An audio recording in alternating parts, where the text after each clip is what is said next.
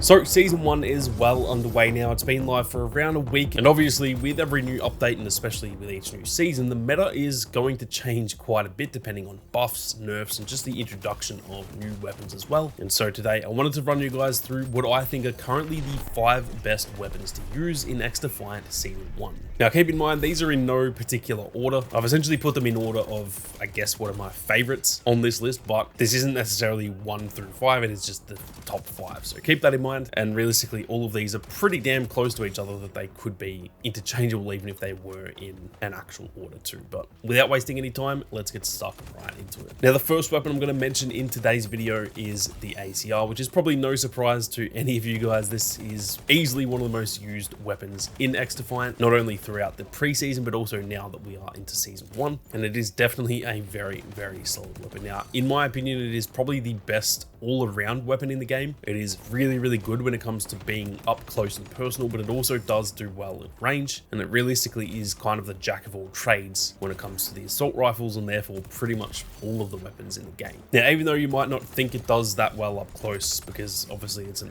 AR, you would expect SMGs and obviously shotguns to do better up close, but this thing has a crazy time to kill. It is the second fastest close range time to kill of any of the assault rifles in the game. The only one that is faster is the new LVOAC, and that time to kill actually hangs with a lot of the SMGs in the game too. So this thing does do well up close, even though assault rifles are not necessarily designed for being right up close, but it can honestly hang with a lot of SMGs in the game. Now, on top of that, it also has really good recoil management, so with some pretty good damage stats at range too, it's pretty damn solid to use at mid to long range as well. So like I said, it is the jack of all trades in my opinion. It is the all-around best weapon in the game as far as I'm concerned, and it is easily in the top 5 best weapons in Season 1. Now, next up we have the MP7, which again is probably no surprise to any of you guys. This is easily the best SMG in the game, and it is probably the best close quarters weapon in the game as well, outside of maybe the Vector, but even then it can definitely hang with the Vector as well. Now, the reason the MP7 is so good is that it has a really solid rate of fire, but also has some pretty decent range compared to a lot of the other SMGs. And so, like I said with the ACR, this is almost the jack of all trades from the SMG class. It's obviously not nearly as much of a jack of all trades as the ACR itself, but when you compare this to the other SMGs, it does do really well across all ranges, which obviously means you can kind of dominate no matter what map you're using it on. Now, it also has really good use of ammo. For example, with the Vector, because that rate of fire is so quick, it feels like you run out of ammo so fast with the Vector. But with the MP7, even though it does still have a pretty fast rate of fire, it does just feel as though it lasts a lot longer when it comes to retaining your ammo and stuff like that. And so this is by far the best SMG in the game, and like I said,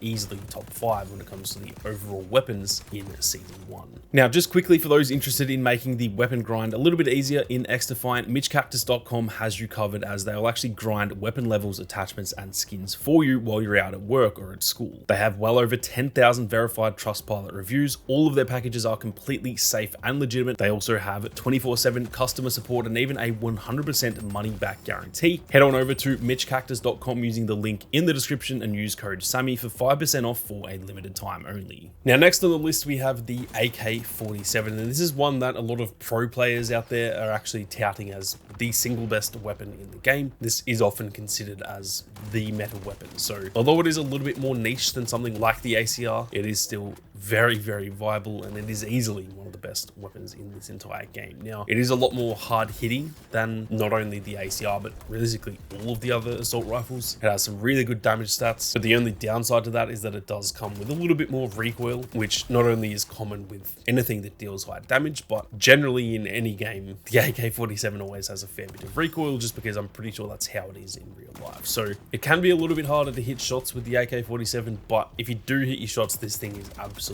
insane. And like I said, in the right hands, this is potentially the single best weapon in the entire game, which means it definitely deserves its spot in this video. Now, next up we have another assault rifle, and this is the M16, which might be a little bit shocking, even though I personally think this is easily top 5. I actually don't see it getting used all that often, which I find absolutely shocking, because to me it feels like it is easily top 5 weapons in the game. Now, the thing with this is obviously it is a little bit more niche of a playstyle because it's a burst weapon. You can't really run around as aggressively with this as you can with any of the other 3 that I mentioned. But that being said, at mid-range and even up to long range as well, this thing is absolutely king. I don't think there's a single weapon in this game that beats the M16 at mid-range, provided you are obviously hitting your shots, and even hell at long range. Realistically, the only thing that's beating this is probably a sniper. So if you enjoy that sort of mid to long range type of playstyle, do not sleep on the M16. It is absolutely cracked. And to be completely honest, it can actually handle itself up close pretty damn well. For a burst rifle, it's definitely not quite as good, like I said, as the other ones I've mentioned in this video, but comparing this M16 to, you know,